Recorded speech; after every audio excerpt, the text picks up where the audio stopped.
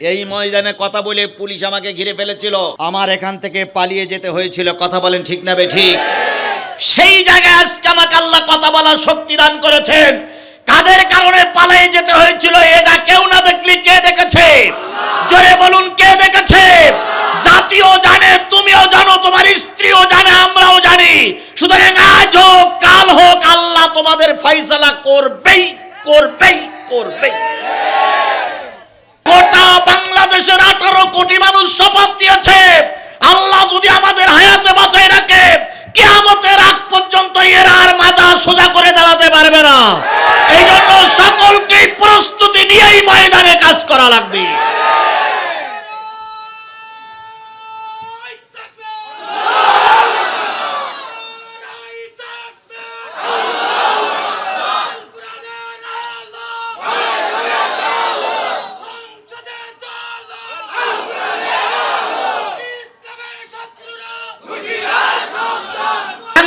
জামাত ইসলামী সমমনা দলগুলো নিয়ে নির্বাচনে যাওয়ার জন্য পরিকল্পনা করছে।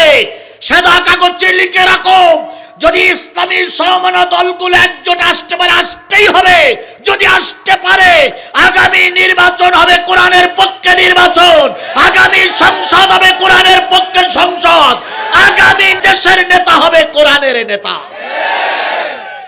তোমাদেরকে সুযোগ দিয়েছে, আমাদের দরজা খোলা। আর এই খোলা মনে করে তোমরা যদি আর একবার মেরুদণ্ড সোজা করে দাঁড়াতে চাও, এমন পাদানি দেওয়া হবে তোমরাও কিয়ামতের আগ পর্যন্ত মামুর বাড়ি যাবার ফিরে আসতে পারবে না। আলেমদের কথা বলতে দেয়নি, কোরআনের তাফসীর মাহফিলগুলো বন্ধ করে দেওয়া হয়েছে। যেই ব্যক্তি এক ওয়াক্ত নামাজ পড়ে না, উনি এসে মঞ্চে দাঁড়িয়ে আঙুল ঘুরিয়ে কথা বলেছে। যেই ব্যক্তির বউও গোনে না, তিনি মাতব্বরি করেছে। তার মাতব্বরি শুনে অনেক আলেমকে অপমানিত হয়ে লাঞ্ছিত হয়ে মঞ্চের থেকে নেমে যেতে হয়েছে। অনেক আলেমকে ওরা পুলিশ ডেকে এনে ধরাই দিয়েছে। কথা বলেন ঠিক না ঠিক? অনেক আমাদের ছেলেরা তাকবীর দেওয়ার কারণে তার বিরুদ্ধে মামলা হয়েছে। অনেক ছেলেরা তাকবীর দেওয়ার কারণে মঞ্চের থেকে যেয়ে তার চক থাপ্পড় মারা হয়েছে। অনেক ছেলে মঞ্চে তাকবীর দেওয়ার কারণে তার মামলা দিয়ে তার বউ থেকে বছরের পর বছর আলাদা করে রাখা হয়েছে। সেগুলোকে আমরা সব ভুলে গেছি? জোরে বলেন, ভুলে গেছি? ভুলে যাইনি, ভুলে যাওয়ার কথা না। কিন্তু শুধু দেশের স্বার্থে, ইসলামের স্বার্থে নেতাদের নিজের ছেলে মারা গেল, আরে বাবাকে 1 নম্বর আসামি করেছো। হাইনার বাচ্চারা, হাইনার দলের এখন সাধু সাজো। প্রত্যেকটা হাইনারে আমরা চিনে রেখেছি। আল্লাহর কসম, দুনিয়ার সবাই তোমাদের মাফ করলে 18 কোটি মানুষ তোমাদের ক্ষমা করবে না, করবে না, করবে না। কি কষ্টে 15টা বছর পার করতে হয়েছে রে ভাই। কোন কোষ্টা বাগানে, কোন মেহগনি গাছের তলায় মশার কামড়ে জোরে একটু চড় মারাও যেত না। মশা কামড় দিচ্ছে, জোরে একটু চড় মারবেন তাও মারা যেত না। আস্তে করে মশারে তাড়াই দিয়ে বলা হতো, মশা দুনিয়ার লোক আমার শত্রু, তুই আমার শত্রু হইস না। কি কষ্টে দিন চলে গেছে।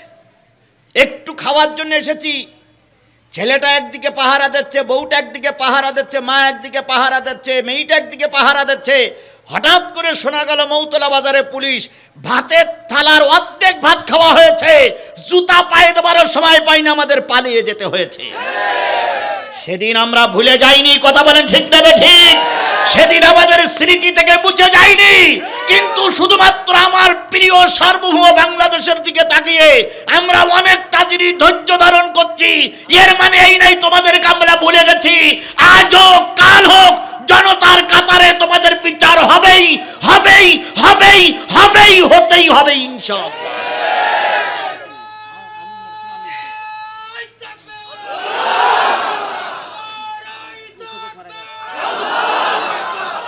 কোথায় আওয়ামী লীগ, কোথায় কাদের কাকা, কোথায় গেল ওই জালিমের গরম গরম কথা। কোথায় আওয়ামী লীগ, কোথায় কাদের কাকা, কোথায় গেল ওই জালিমের গরম গরম কথা। খেলা হবে, খেলা হবে, খেলা হবে, খেলা হবে, খেলা হবে বলে কাকা গেল পালাইয়া। শেখ হাসিনা পালাইছে দেশটা ছাড়িয়া। অনেকদিন পরে মানুষ সুযোগ পাইছে, এখন মানুষ আসতেই হবে। অনেক দিন পরে মানুষ কথা বলার স্বাধীনতা পেয়েছে, কথা বলেন ঠিক না বেঠিক? আর আমি জিহাদি আগেও যা ছিলাম এখনো তাই আছি, কথা বলেন ঠিক না বেঠিক? আমি যখন এখান থেকে নামলাম পুলিশ ওই জায়গায় দাঁড়িয়েছে, যে কজন লোক দাঁড়িয়েছে ওইখানে দাঁড়িয়েছে সাদা পোশাক পরা। আপনারা সেদিনের ইতিহাস জানেন কিনা, ওখানে দাঁড়িয়ে আছে। এবার আব্দুল সাত্তার আমাকে বলতেছে, ভাই পুলিশ এসেছে। আমি থাক, পুলিশের কাজ পুলিশ থাক। আমি হেঁটে যাচ্ছি, পুলিশও আমার পাশ যাচ্ছে। পুলিশ যে আমার পাশ যাচ্ছে তা কোন দুলাভাই জানে? সাত্তার যে কানে কানে বলছে, হুজুর ভাই পিছনে ওই দুজন বলে পুলিশ। আমি যেয়ে একদম কোরআন শরীফ সামনে, আমি যেয়ে গাড়িটি উঠলাম, পুলিশ পিছন দিক থেকে জামা ধরবে। হ্যাঁ হুজুর শোনেন, আমি ড্রাইভারের বললাম দাও টান। টান দে যেয়ে কিছু দূর যেই বললাম নামাই দাও। নামাই দেওয়ার পরে গাড়ি গেল একদিক, আমি এক ঘরের পিছনে যেয়ে ছোট্ট করে বসে থাকলাম। সাত্তারের বললাম, সাত্তার আমি এই ঘরের পিছনে আছি। কয় ভাই থাকেন, আমি আসতেছি। গাড়ি নিয়ে যে ড্রাইভার কোন জায়গায় গেল আল্লাহ ভালো জানে, ও জীবনে রাস্তাঘাট চেনে না। এ গলি ও গলি সে গলি দিয়ে একটা গন্তব্যস্থলে এমন এক জায়গায় গেছে, ওকে খুঁজে বের করতে আমার 2 ঘন্টা সময় লেগেছে। এরপরে সাত্তার আর আমি আরো কিছু লোকজন ছিল আমার সাথেই, তারা ছিল। এরা আমাদেরকে নিয়ে কোন দিকতে নিয়ে ওই বাসতলার ওই পাশে সিরুলার ওই যে ব্রিজ, ওই ব্রিজ পার করি ওই পারে যেতে এরা বাড়ি আসে। তোমাদের আমরা ভালো রকমই চিনি। আর এই ষড়যন্ত্রের মূলে এই এলাকার কিছু লোক ছিল, কথা বলেন ঠিক না বেঠিক? তারা যতই এখন ফেরেশতা সাজো, আল্লাহর কসম তোমাদের কেউ না চিনে রাখলে আল্লাহ তোমাদের চিনে রেখেছে। শুকরিয়া আদায় করছি সেই মালিকের, যে মালিক আপনাকে আমাকে একটা মুক্ত পরিবেশে স্বাধীন দেশের স্বাধীন মানুষের মতন আজকের এই কোরআন হাদিস বলার মতন পরিবেশ তৈরি করে দিয়েছেন। গত বছর এই দিনে, আজকে কত 31 আগস্ট না, গত বছর এই দিনে এরকম কোরআন হাদিসের মাহফিল করার মতন পরিবেশ ছিল না। গত বছর 15ই আগস্ট বড় এক নেতার মৃত্যু দিন পালন করা হয়েছিল। আজকের 15ই আগস্ট এই মাসে চলে গেল, একটা লোককে কোনো অনুষ্ঠান করতে দেখলাম না। আবার ওনারাই বলেছিল আমরা পালাই না,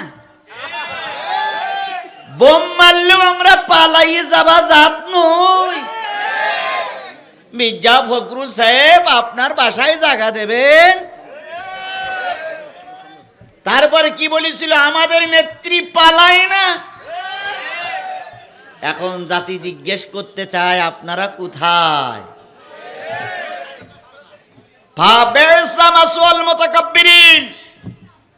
আল্লাহ অহংকারীদের কখনো বরদাস্ত করে না।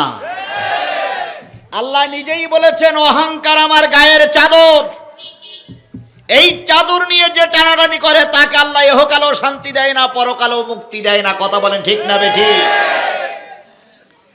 মরহুম আল্লামা সাইদি সাহেব বলেছিলেন, অহংকার বন্ধ করো, আলেমন আমাদের পরে নির্যাতন বন্ধ করো, ধর্মের বিরোধিতা করা বন্ধ করো, নতুবা এমন একটা সময় আসবে পালানোর জন্য ইঁদুরের গর্ত পর্যন্ত খুঁজে পাবে না। তার কথাটা কি হাড়ে হাড়ে কাজে লেগেছে? জোরে বলেন, হাড়ে হাড়ে কাজে লেগেছে না লাগেনি? প্রায় বলতো আমরা ভয় পাই না, ভারত আমাদের পাশে আছে। ভারতের সঙ্গে আমাদের কি সম্পর্ক? বন্ধুত্বপূর্ণ সম্পর্ক। কেউ কেউ উপহাস করে বলতেন, আমাদের ম্যাডামের স্বামী নাই আর মোদির বউ নাই।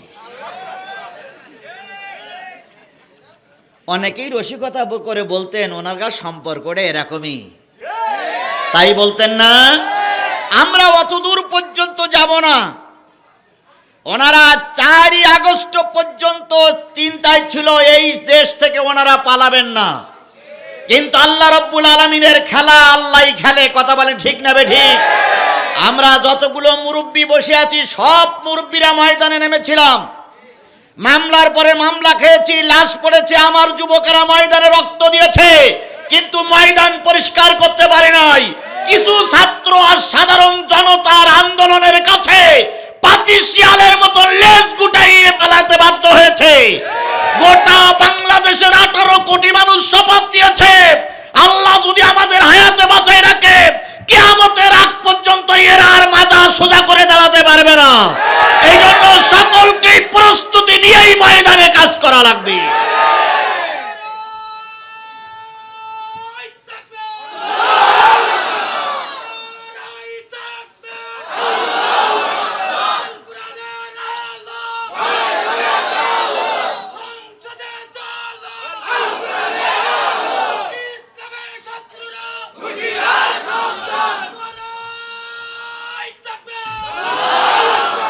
এখন সুদিন আসলে আল্লাহ পাক কি বলেছে বলেন তো?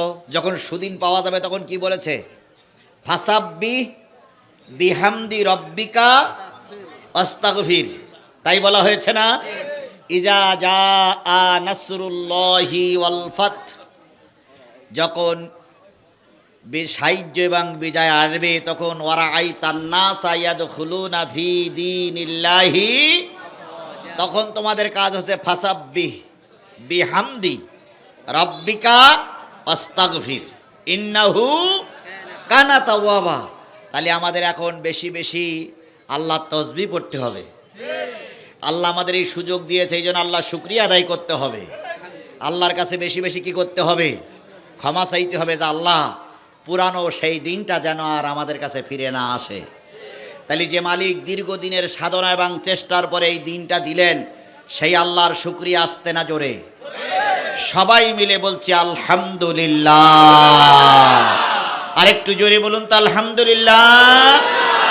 সর্বকালের সর্বশ্রেষ্ঠ মহামানব, যিনি সারা জীবন কষ্ট করেছেন, আবার যখন সুযোগ পেয়েছেন তখন জাতিরে কি করে দিয়েছেন? এই মুসলমান কথা বলেন, কি করে দিয়েছেন? ক্ষমা করে দিয়েছেন, প্রতিশোধ নেন নাই। আমার ভাইরা, মক্কায় রসুলের জায়গা হলো না, মক্কা থেকে জাতিটাকে বের করে দিল। রসুলের পাক সাল্লাল্লাহু আলাইহি সাল্লাম এক বুক ব্যথা নিয়ে মক্কা থেকে হিজরত করে মদিনায় চলে গেলেন। অষ্টম হিজরিতে 10,000 মধ্যে মুজাহিদ নিয়ে 10,000 মধ্যে মুজাহিদ নিয়ে মক্কা বিজয় হয়ে গেল। বিজয়ের পরে কাফিরেরা মনে করেছিল এবার বোধহয় আমাদের কচুকাটা করবে, যেমন মনে করেছিল আমাদের ওবাইদুল কাদের কাকা। উনি বারবার বলতেন যদি আওয়ামী লীগ সরকারের পতন হয়, ওরা যদি আসে তাহলে এক রাত্রি 10 লাখ লোক মারা যাবে। ওবাইদুল কাকা দেই দেখো, চেয়ে দেখো, চিনে রাখো, এই কেয়ারটেকার সরকার, তত্ত্বাবধায়ক সরকার সর্বপ্রথম ক্ষমতায় বসেই বাংলাদেশ জামাত ইসলামের আমিরকে ডেকে বলেছিলেন আপনার নেতা কর্মীদের কাজে লাগান। আমরা ময়দানে ছিলাম, 10 লক্ষ নয়, 10,000 নয়, 10,000 নয়, আমাদের জানা মতে অল্প কিছু লোক ছাড়া কাউকে আমরা মারতে দেইনি। কাকারা কি সুন্দর বলেছিল 10 লক্ষ লোক মারা যাবে, কিন্তু আমরা কি 10 লক্ষ লোক মরতে দিয়েছি? তার মানে আবার ওনারা মনে করতেছে তাহলে তো আমরা বেঁচেই গেলাম। শুনে নাও, ক্ষমা ইসলামের আদর্শ। তোমাদেরকে একটা সুযোগ দিলাম, এই সুযোগের যদি অপব্যবহার করো, আল্লাহর কসম আমরা বাংলাদেশ থেকে নিস্তেজ হয়ে যাইনি, বাংলাদেশ থেকে আমরা উইড্রো করে অন্য দেশে চলে যাইনি, আমরা বাংলাদেশের নাগরিক, বাংলাদেশেই আছি। তোমাদেরকে সুযোগ দিয়েছে, আমাদের দরজা খোলা, আর এই খোলা মনে করে তোমরা যদি আর একবার মেরুদণ্ড সোজা করে দাঁড়াতে চাও, এমন পাদানি দেওয়া হবে তোমরাও কিয়ামতের আগ পর্যন্ত মামুর বাড়ি যাবার ফিরে আসতে পারবে না। কোথায় আওয়ামী লীগ, কোথায় কাদের কাকা, কোথায় গেল ওই জালিমের গরম গরম কথা? কোথায় আওয়ামী লীগ, কোথায় কাদের কাকা, কোথায় গেল ওই জালিমের গরম গরম কথা? খেলা হবে, খেলা হবে, খেলা হবে, খেলা হবে, খেলা হবে বলে কাকা গেল পালাইয়া, শেখ হাসিনা পালাইছে দেশটা ছাড়িয়া।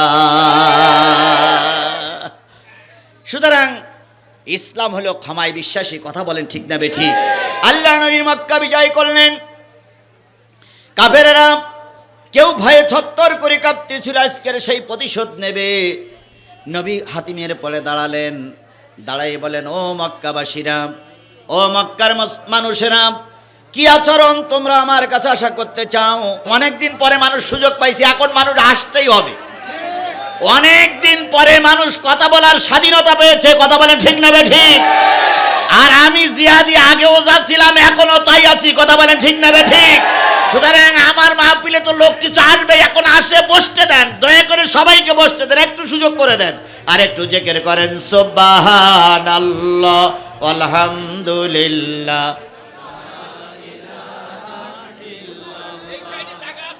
দেখতেছি দেখতেছি, আমার দায়িত্ব দেন, আমি দেখতেছি।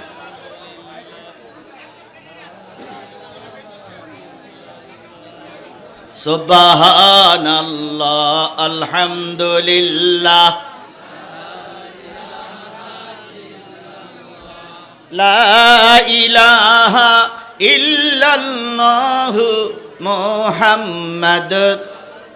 আমার বন্ধুগণ, কাফেরদের লক্ষ্য করে নবীজি দাঁড়ায় বললেন, তোমরা কি আশা করো? ভালো করে খেয়াল করেন, তোমরা আমার কাছে কি আশা করো? কাফেরেরা বললেন, মক্কার লোকেরা বললেন, তুমি আমাদের ভাতিজা, তুমি আমাদের মুরব্বী, তুমি আমাদের চাচা, তুমি আমাদের ভাই, তোমার কাছে আমরা উত্তম আশা করি, ভালো জিনিস আশা করি। নবীজি বললেন, শোনো, আজকে সবাইকে ক্ষমা করে দিলাম। আবু সুফিয়ানের ঘরে থাকবা তারা নিরাপদ, যারা তরবারি ফেলাই দেবা তারা নিরাপদ, যারা ঘরের ভিতরে থাকবা তারা নিরাপদ। নবীজি তিনটে সত্য দিলেন, আবু সুফিয়ানের ঘরে ঢুকলে নিরাপদ, তরবারি ফেলাই দিলে নিরাপদ, ঘরের ভিতরে থাকলে নিরাপদ। আমরাও রাসূলের সেই আদর্শ অনুসরণ করে বলতেছি, তোমাদের ক্ষমা করে দিলাম, যদি আর ষড়যন্ত্র না করো, যদি আমাদের বিরুদ্ধে আর অ্যাকশনে না যাও, তাহলে তোমাদেরকে আমরাও নবীর মতন কি করে দিলাম? ক্ষমা করে দিলাম। এরপরেও যদি বেকা চোখে তাকাও, ইসলাম কিন্তু বেকা চোখ সোজা করার মতন হাতিয়ার তৈরি করে রেখেছে। আল্লাহ নিজেই বলেছে, আমি এই কোরআনে ফরজ করে দিয়েছি, যে তোমাকে হত্যা করেছে তুমিও সুযোগ পালি তারে হত্যা করো। যে তোমার হাত ভেঙে দিয়েছে তুমিও সুযোগ পালি তার কি করো? হাত ভেঙে দাও। যে তোমার নামে মামলা দিয়েছে তুমিও সুযোগ পালি তার নামে কি দাও? মামলা দাও। তবে আল্লাহ আবার শেষের দিকে বলেছে, যারা মাফ করে দেয় তারা উত্তম। ওদিকে আল্লাহ বলি টলে এসে কি বলিস বলেন তো? যারা মাফ করে দেয় তারা উত্তম। তাহলে আমরা উত্তমের দিক থাকবো না ইনশাল্লাহ। কিছু কিছু লোক মনে করতে, হুজুর এই সে পার বলতে মাফ করো, তাই তো বলতেছেন আপনারা। আমি আপনাদের অন্তরের কথা বুঝি ভাই। এসে পার মাফ করে দেওয়ার কথা বলিনি। একটা জিনিস বোঝেন, আমিরে জামাত কিন্তু বলেছে, ডাক্তার মোহাম্মদ শফিকুর রহমান কিন্তু বলেছে, যারা অন্যায় করেছো তাদের বিরুদ্ধে আমরা আইন হাতে তুলে নেব না, তবে যারা যা অত্যাচার করেছো প্রত্যেকের নামে মামলা হবে। আমরা ওই কথাটাই নিয়ে দিয়ে যাই, আমরা নিজের আইন হাতে তুলে নেব না ইনশাআল্লাহ। তাহলে যে রসুল সাল্লাল্লাহু আলাইহি সাল্লাম মানুষকে ক্ষমা করে দিতে পেরেছিলেন, সেই নবী হলো আপনার আমার নবী। কথা বলেন ঠিক না বেঠিক? সেই নবীর নামে দুরূদ আর সালাম সকলে মিলে বলছি সাল্লাল্লাহু আলাইহি ওয়াসাল্লাম। বন্ধুগণ, যদি ভালো মানুষ একজন হয় আর খারাপ মানুষ যদি 10 জন হয়, ওই 10 জন কিন্তু ভালো মানুষটার কি করে না, ভয় করে। একজন ভালো মানুষ হলেও 9 জন খারাপ মানুষ ওই ভালো মানুষটার কি করে? ভয় করে। কারণ জানে সে প্রতিবাদ করবেই। জান রসুলের যুগে আবু জেহেল ক্ষমতায়, আবু জেহেলের এমপিরা ক্ষমতায়, আবু জেহেলের মন্ত্রী পরিষদ ক্ষমতায়, আবু জেহেল পাওয়ারে। বিদেশ থেকে এক লোক আইছে উট বিক্রি করার জন্য। মন্ত্রী পরিষদ বসে আছে, এমপি মন্ত্রীরা বসে আছে, কারোর শক্তি নাই উট কেনার। সবাই মিলে বলল নেতার কাছে যাও, নেতাই উট কেনবে। আবু জেহেলের কাছে এই আগন্তক বলতেছে জনাব উটটা কেনবেন। আবু জেহেল বলল কত, দাম বলা হলো। উট নিয়ে ঘরের ভিতরে চলে গেলেন। কিছুক্ষণ পরে আবু জেহেল ফিরে এসে বলতেছে টাকাটা 2 দিন পরে নিতে হবে। তো যিনি উট বিক্রি করেছে তিনি বলতেছে এ কথাটা আগে বললি তো চিন্তা ভাবনা করতাম যে উট বিক্রি করব কি করব না। তখন নেতা বলতেছে আমারে চেনো, আমারে চেনো? এই মৌতলার লোক আমার কথায় ওঠে বসে, চেনো?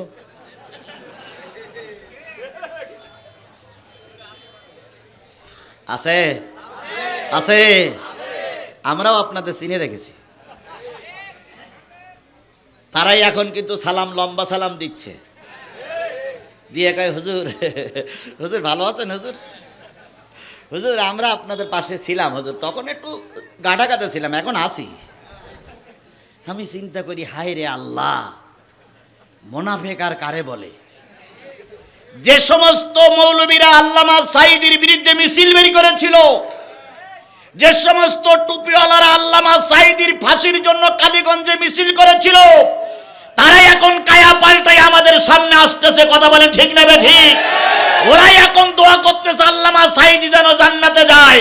তোমাদের মতন পাতি মৌলবী দোয়া আমাদের দরকার নাই, তোমরা যা করেছো তার প্রতিশোধের জন্য অপেক্ষা করো।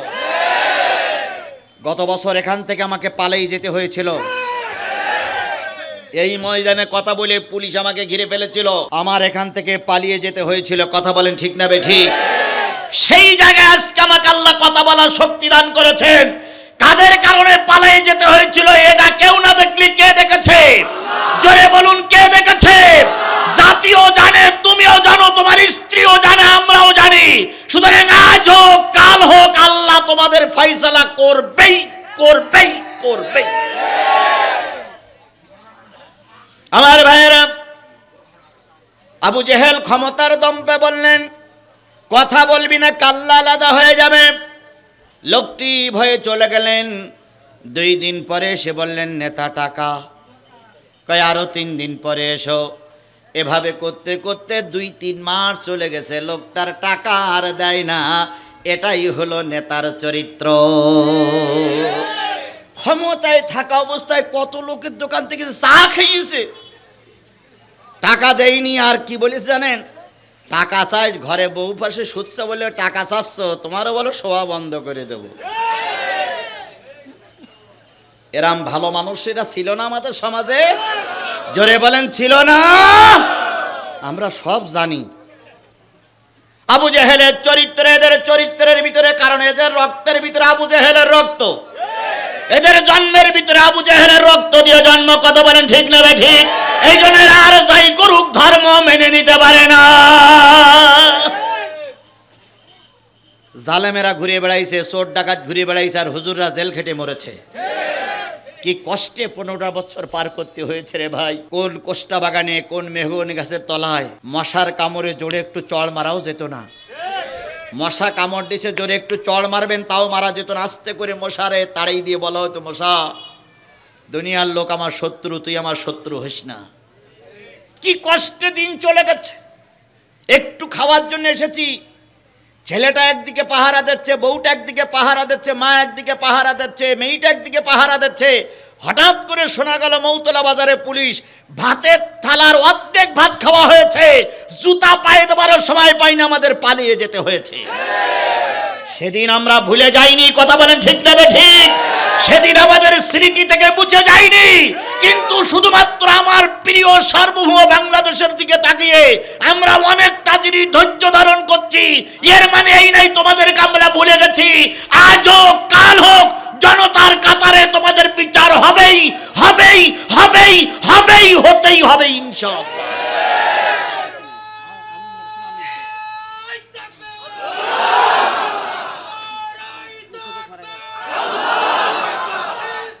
আমার ভাইরা, আবু জেহেল 3 মাস লোকটার টাকা দেয় না। 3 মাস লোকটা নীরব ছিল। 3 মাস পরে এসে এবার এমপি মন্ত্রীদের কাছে নালিশ করছে, ভাই আপনাদের এই নেতা একটা ভোট কিনেছে, তা টাকা দেয় না। তো এমপি মন্ত্রীরা বলতেছে, কার বিরুদ্ধে নালিশ করতেছো? ওনার উপরে কথা বলার শক্তি আমাদের কারোরও নাই।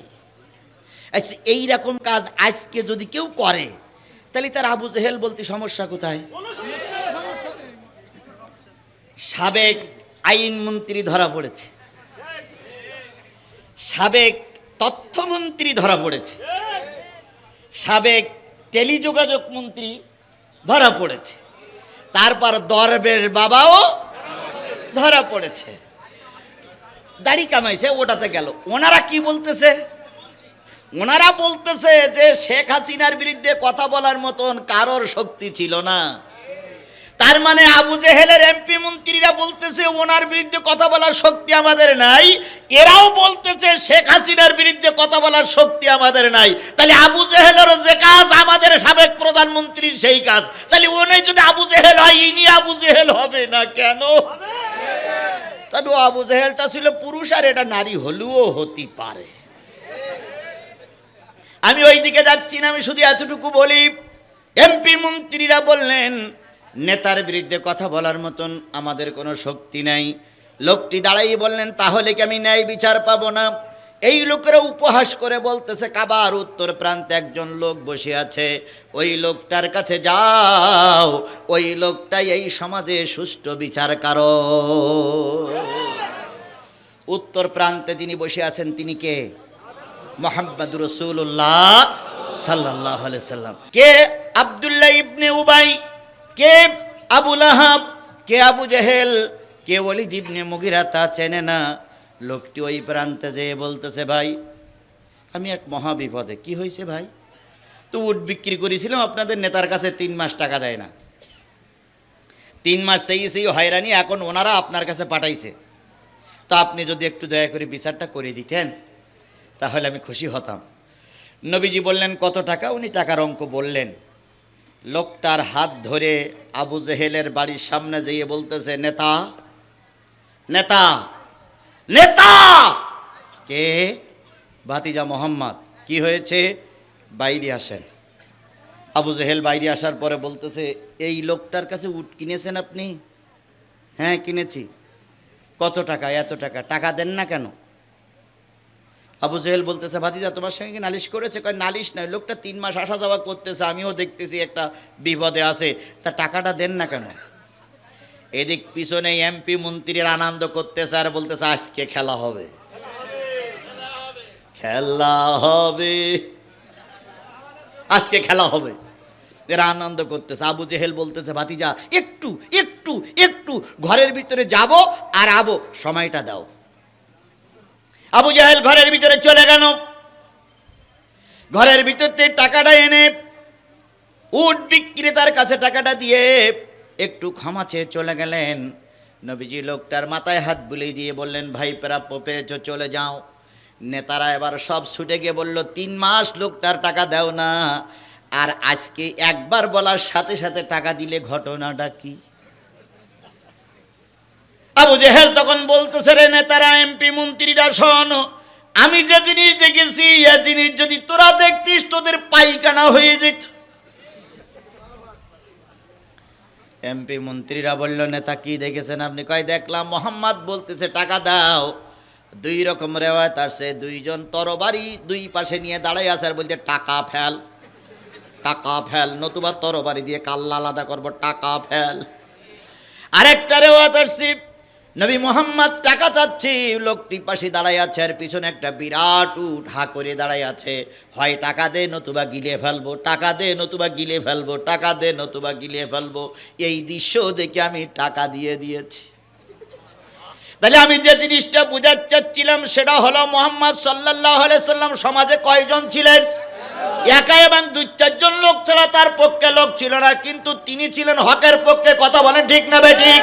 হকের পক্ষে থাকার কারণে তাকে আল্লাহ সাহায্য করেছে, কাফেরেরা ভয় পেয়েছে। কথা বলেন ঠিক না বেঠিক? আজকে তুমি আর আমি হকের পক্ষে থেকে যদি ময়দানে নামি, বাতিলেরা পালাইতে বাধ্য হবে। তাহলে তাহলে যে রসুল আমাদের আদর্শ দেখায় দ্বীনের পক্ষে আনলেন, সেই আদর্শের পরে আমরা আছি। কথা বলেন ঠিক না বেঠিক? সেই নবীজির নামে দুরুদ আর সালাম দিয়ে শুরু করছি, সকলে মিলে বলছি সাল্লাল্লাহু আলাইহি ওয়াসাল্লাম। বন্ধুগণ, অনেক দিন পরে দেখা হয়েছে, খুব তাড়াতাড়ি বিদায় নেবেন আপনারা? অনেকক্ষণ থাকবেন? কোন পর্যন্ত? সারা রাত থাকবেন। শোনেন, সারা রাত থাকবেন। এই লোকগুলো, যে লোকগুলো বলে সারা রাত থাকবো, এরা কি হিসেব কিতাব করি বলে না আন্দাজে বলে? আমরা কোরআন থেকে আলোচনা করি, আপনারা সবাই রাজি আছেন তো? ওরে তখন আওয়ামী লীগ সরকার ক্ষমতায় ছিল, তখন পুলিশ আমার ঘিরে রেখেছিল, তখন যদি আলোচনা গরম হয়, এখন নরম আলোচনা করার কোনো সুযোগ নাই। সুতরাং তোমাদেরই আলোচনা হবে, একটু জায়গা করে দাও ভাই। আপনারা দয়া করে ভিতরে আসুন। আল্লাহ কবুল করুক, আল্লাহ কবুল করুক, আল্লাহ কবুল করুক। সকলে বলুন আমিন। এবার চলুন হাদিসে যাই। নবী বলেন, মান কারাল কোরআন ফাস্তাজহারাহু ফাহাল্লা হালালাহু ওয়া হাররামা হারামাহু আদখালাহুল্লাহুল জান্নাহ ওয়া ইয়াশফাউ ইয়াউমাল কিয়ামাতি আশারাতিন কুল্লুহুম কদ অজাবাত লাহুমুন নার। ভালো করে খেয়াল করেন, নবী বলেন, যে ব্যক্তি কোরআন পড়বে আর যে বাজারে কোরআন শুনবে, আর ওই কোরআন পড়নেওয়ালা, কোরআন শোননেওয়ালা, বলনেওয়ালা যেগুলো বলবে শুনবে, ওইগুলো যদি আমল করে, তাহলে ওই ব্যক্তি মৃত্যুর সাথে সাথেই আল্লাহর জান্নাতে চলে যাবে। শুধু একা একা জান্নাতে যাবে না, তার পরিবার থেকে কয়জন লোক নিয়ে যাবে? 10 জন লোক নিয়ে যাবে, যাদের পরে আল্লাহ পাক জাহান্নাম ওয়াজিব করেছিলেন। তাহলে আপনার আল্লাহ জান্নাতের সুসংবাদ দিয়েছেন কোরআন শুনলে এবং জানলে, পড়লে। তাহলে আপনার আমরা জান্নাতে যেতে চাই, কথা বলেন ঠিক না ঠিক? সেই জান্নাতে যাওয়ার আশায় আসুন আমরা কোরআনে কিছুক্ষণ সময় ব্যয় করি। আল্লাহ আমাদের সবাইকে কবুল করুক। আরেকটু জোরে বলেন আমিন, আরো জোরে বলেন আমিন, আরো জোরে আমিন।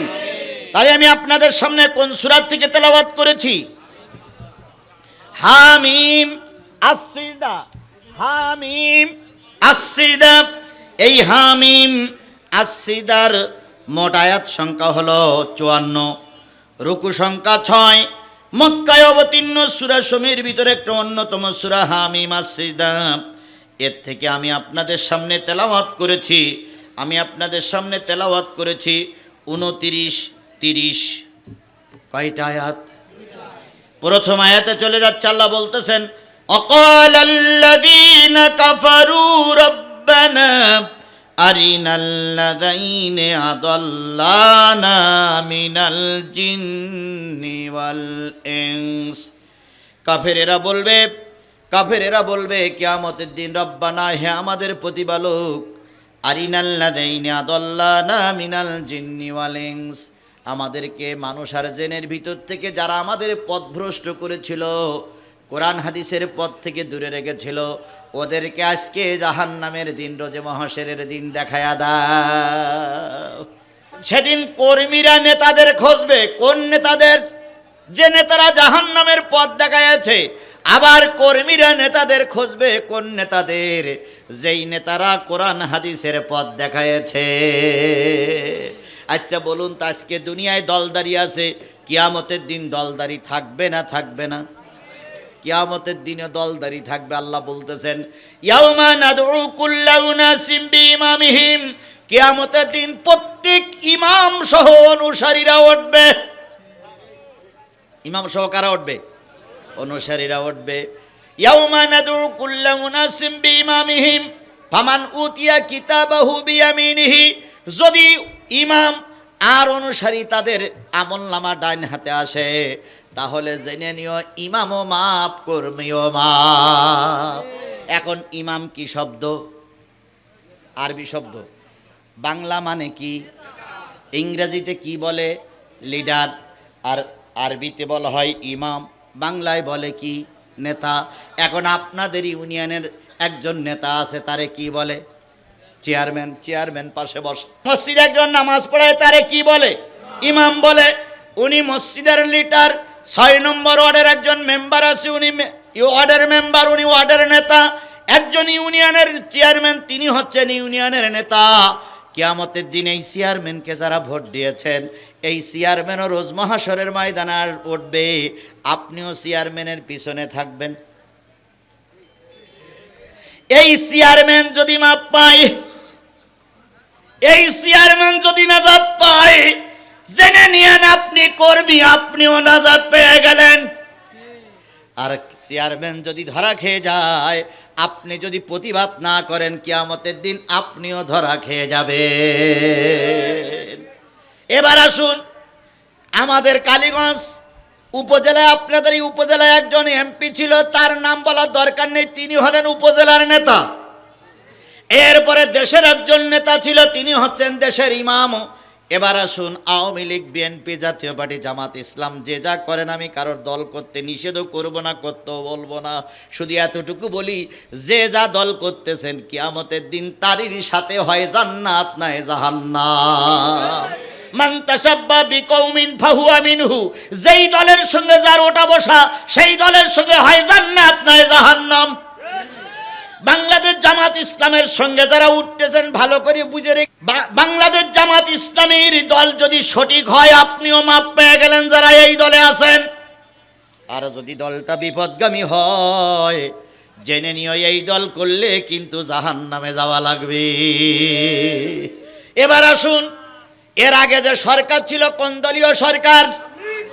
এই আওয়ামী লীগের যারা সাপোর্ট করেছেন, যারা আওয়ামী লীগের চাঁদা দিয়েছেন, যারা ভোট দিয়েছেন, যারা ওদের পক্ষে মিছিল করেছেন, মিটিং করেছেন, ওদের পক্ষে দালালি করেছেন, যত বড় টাইটেল পাস করা মাওলানা হও না কেন, শেখ হাসিনা যদি দোজখে যায়, তোমারও দোজখে যাওয়া লাগবে। আবার কিছু কিছু লোক বলতে পারে যে শেখ হাসিনা দোজখী, এ কথা হুজুর বলেই গেছে। আমি কিন্তু একবারও সে কথা বলেছি। আমাদের দেশে কপিল উদ্দিন বলে এক হুজুর ছিল না, উনি বলেছিলেন আপনি আল্লাহ জান্নাতি, বলেছিল না যে প্রধানমন্ত্রী আপনি জান্নাতি। ওরে দালাল, আজকে সে দালালারা কোথায়? সব পলাতক। আমি অত দূর যাব না, শুধু এতটুকু বলি, আওয়ামী লীগের সঙ্গে যারা ছিলেন তারা হয়, আওয়ামী লীগের নেতা কর্মী যদি দোজখে যায়, আপনিও দোজখে যাবেন। বাংলাদেশ জামাত ইসলামের সঙ্গে যারা আছেন, যদি বাংলাদেশ জামাত ইসলাম জান্নাতে যায়, আপনি জান্নাতে যাবেন। তবে আওয়ামী লীগ জান্নাতে গেলেও আমরা যাব না, আওয়ামী লীগ দোজখে গেলেও আমরা যাব না। যদি বলেন হুজুরে কেমন হলো, আগে বললেন ওর সঙ্গে জাহান্নামে, এর সঙ্গে জান্নাত, আবার বলছেন ওরা যেখান থেকে আমরা যাব না। এই জন্য যাব না, গত 15টা বছর ওরা ক্ষমতায় ছিল, আমাদের ভোট দেওয়া লাগেনি, এই জন্য আমাদের সাপোর্টও ছিল না, কিছুই ছিল না। ওরা দোজখে গেলে ওরা যাবে, ভেস্তে গেলে ওরা যাবে, ওনার সঙ্গে ভেস্তেও যাব না, দোজখেও যাব না। ওরা ভুগুগে কি? আপনারা কি আমার সঙ্গে একমত? আচ্ছা, এই 15 বছরে কারা কারা ভোট দিতে গেলেন হাত তোলেন তো। এই একজন লোক পাওয়াকে ভোট দেওয়ার জন্য যায়নি, তাই দেখাচ্ছে। ও ভাই, আমিও যাইনি, ভোট দেওয়ার আগেই ভোট দেওয়া হয়ে গেছে। এক চাচা তাহাজ্জুদ নামাজ পড়িয়ে মসজিদে ফজরের নামাজ জামাতে পড়িস, পড়ে ভোট দিতে গেছে। সবার আগে লাইন দিয়েছে 1 ঘন্টা, 8টা না বাজলে বুথ খুলতেছে না, 8টার সময় বুথ খুলে দিয়েছে। চাচা ভোট কেন্দ্রের ভিতর ঢুকে যেই না সিল মারতে যাবে, সেই বলছে চাচার নাম কি? আব্দুল সালাম তালুকদার। কয় চাচা ভোট যে দেওয়া হয়ে গেছে। ও বলো ফজরের নামাজ পড়ে গেছে, সবার আগে লাইনে দাঁড়াইছে, ওর আগে আর কেউ নেই, এখনও দরজা খুলিনি। 8টার সময় খোলার পরে সর্বপ্রথম ও গেছে, যাওয়ার পরে প্রিজাইডিং অফিসার কি বলতেছে? চাচা বলতেছে আমি তো ফজরের নামাজ পড়ে লাইন দিছি, তাহলে আমার আগে ভোট দিতে আসলো কেটা? কয় চাচা আপনি আইছেন ফজরের নামাজ পড়ে ভোট দিতে, আর যারা দিয়ে গেছে তারা তাহাজ্জুদ নামাজ পড়ে কাজ সেরে চলে গেছে। আমি কি কথাটা বাড়াই বললাম? তো চাচা বলতে শোনেন, চাচা বলতেছে যে তাহলে আমি বাড়ি যাই। তা বলতেছে যে বাড়ি যাই মেয়ে লোকে গা পাঠাই দেয়। তা বলতেছে চাচা চাচির নাম কি? চাচির নাম সকিনা। তো বলতে চাচিরও পাঠাইতে হবে না, চাচিরও ভোটও দেওয়া হয়ে গেছে। তখন চাচা বলতে কথাটা কি হইল? তো বলতে চাচিরও ভোট দেওয়া। তো তোমার চাচি যে 4 বছর আগে মারা গেছে, তখন বলতে চাচা আচ্ছা চাষির ভোটও দেওয়া হয়ে গিয়ে দেখেন কাল এই দেখেন ঠিক চিহ্ন দেবা। চাচা তখন বসে পড়িস, বাবা কতক্ষণ আগে দিয়ে গেছে? ঘন্টা 2 আগে। চাচা তখন বলতে আল্লাহ আমি কেন ওখানে দাঁড়াইছিলাম? আমি যে 2 ঘন্টা আগে ভোট কেন্দ্রে ঢুকতাম তো অন্তত 4 বছর আগে মরি যাওয়া বুড়িটার সঙ্গে আমার দেখা হইতো। এরা যখন মঞ্চে দাঁড়িয়ে বলে এবারে নির্বাচন সুষ্ঠু হয়েছে, জনগণ ভোট দিতে পেরেছে, এদের কথা শুনে কুকুরেরও হাসি লাগে। কথা বলেন ঠিক না বেঠিক? এদের কথা শুনে ভুতুম পেঁচা ফেক করে হেসে উঠেছে। আর এরাই বলে আমরা বৈধ নেতা। আল্লাহর কসম তোমার বউ তোমার ভোট দিতে যায়নি, অথচ তুমি নেতার নেতৃত্ব দেখাও। জনগণ উচিত শিক্ষা দিয়েছে। আবার যদি চোর ডাকাতির দল ভোট চাতে আসে আমরা ঝাঁটায় পাইখানা লাগাই নিয়ে বসে থাকবো। আর এই নির্বাচন কমিশনার বেহা নির্বাচন কমিশনার ছিল, এরা কি বলতো? এইবারের মতন সুষ্ঠু নির্বাচন আর কোনোবার হয়নি। এই জন্য একজন সাংবাদিক উপহাস করে লিখেছিল সুষ্ঠু হয়েছে নির্বাচন, ভোট দিয়েছে প্রশাসন, তাকিয়ে তাকিয়ে দেখেছে জনগণ।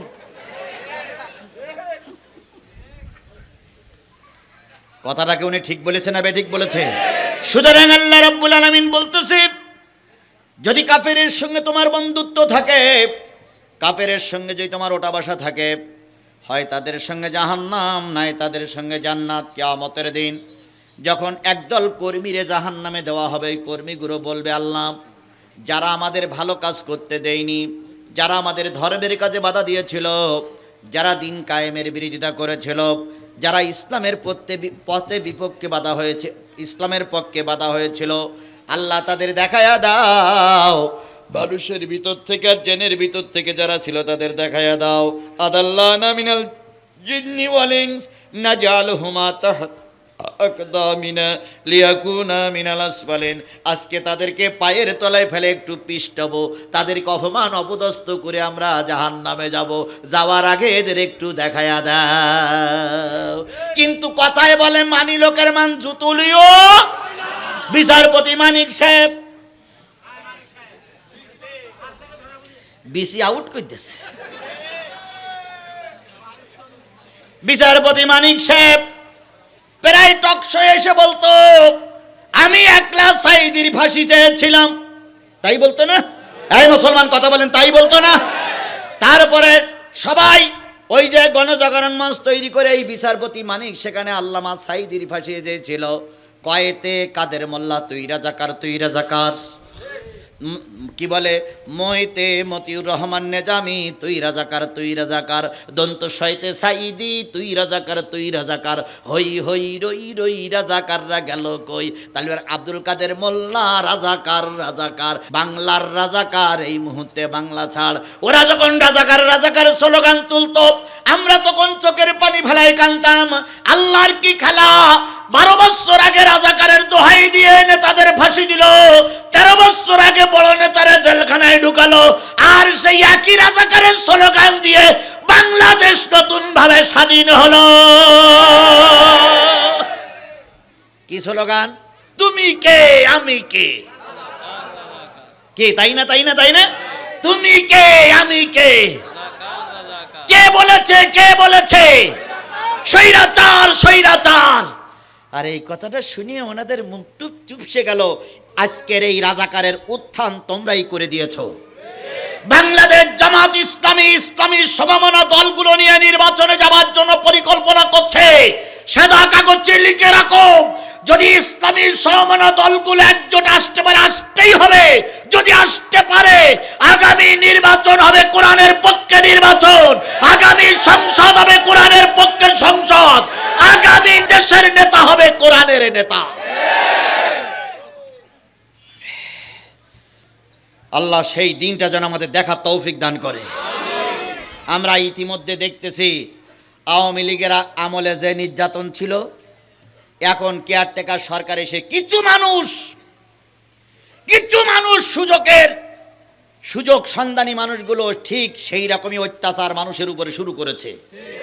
এর জমি দখল করা, এর বাড়িঘর লুটপাট করা, হিন্দুদের মন্দির ভাঙা, তারপরে ব্যবসা প্রতিষ্ঠানের উপর আক্রমণ করা, রাস্তাঘাটে একজন নিরপরাধ মানুষকে কিল ঘুষি মেরে অপমান করা, একদল লোক মাঠে নেমেছে না?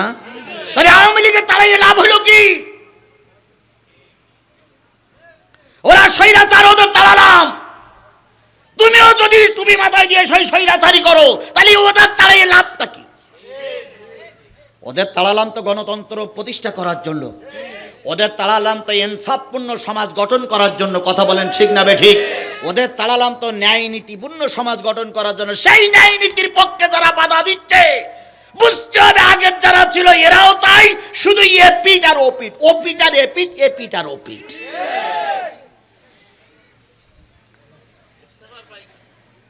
তবে হ্যাঁ, আপনারা ভুল বুঝবেন না, বাংলাদেশ জামাত ইসলামী ক্ষমায় বিশ্বাস করে বলে সবাইকে ঢালাওভাবে ক্ষমা করে দিয়েছে, কথা বিশ্বাস করার সুযোগ নাই।